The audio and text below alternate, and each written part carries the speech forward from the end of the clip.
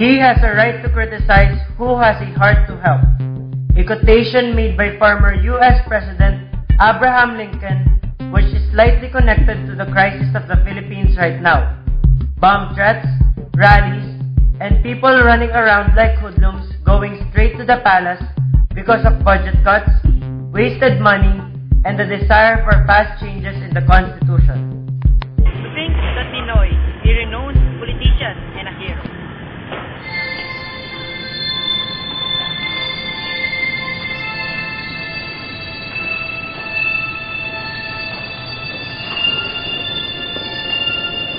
he sacrificed his life just to prevent these things from happening. But what now? He is gone. But did anything change? Maybe some has changed. But as problems get lessened, more are soon to come.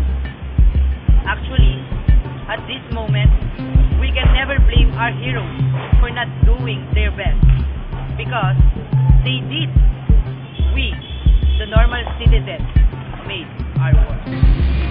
14 presidents, 14 Filipinos, and 14 human beings had stepped up and tried to help our country by governing it. They tried to heal the scars that have been brought by time.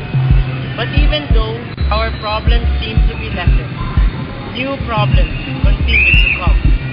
And now, the 15th has come, a part of Ninoy and the son of Cor, Mr. Benigno Aquino, and also the 15th person to strive for change.